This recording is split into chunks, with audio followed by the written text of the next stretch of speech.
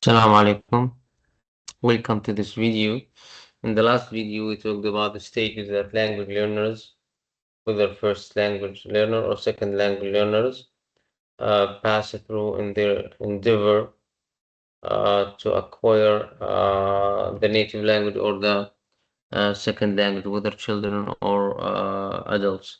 And we said normally children start with cooing, crying and cooing from the babbling.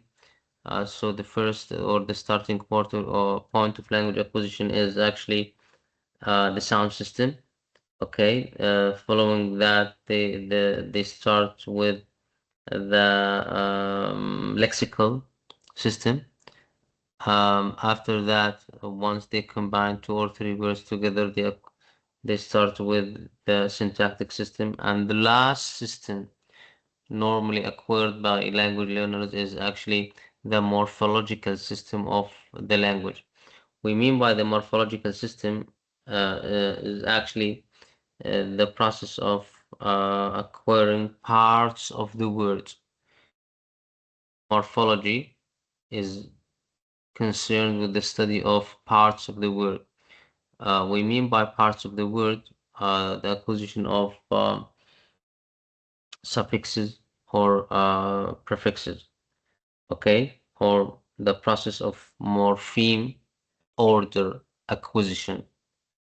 Okay, and you know that in English language we have different types of morphemes. We have free morpheme and we have bound morpheme. Free morpheme, a word that stands alone and or gives meaning on its own, while bound morpheme, the word that cannot stand alone and does not give a meaning unless it's attached to another word in the sentence. Bound morpheme can be split into two further types.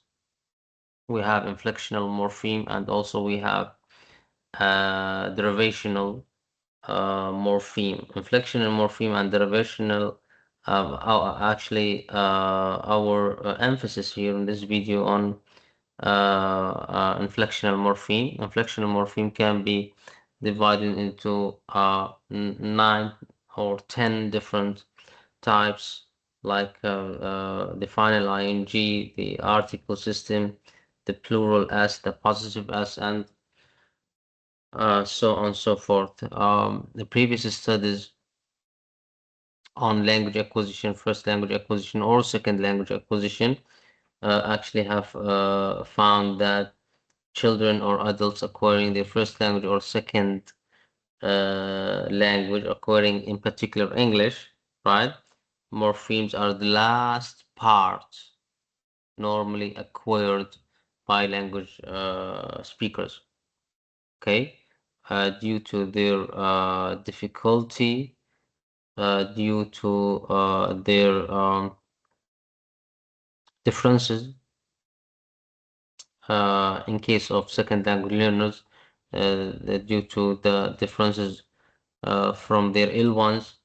Okay, and this actually constituted the impetus by some linguists in 1970s to conduct a series of studies called or morpheme order studies. Morpheme order studies actually led by Brown, Dulay, by prominent linguists like Brown, Dulay, and Burt.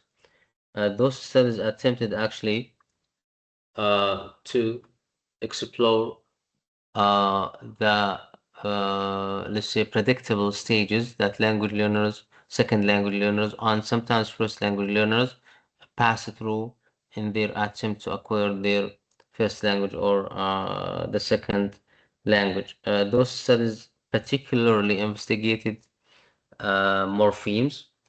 Okay, and we can say that the conclusion of those studies is that language learners do not acquire all morpheme in the same order. No, we do have hierarchy.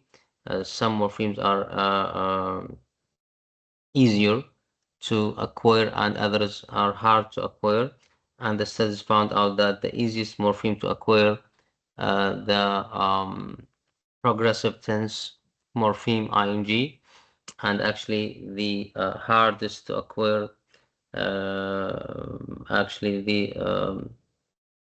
possessive morphemes and uh, gender marker morphemes. يعطيكم العافية.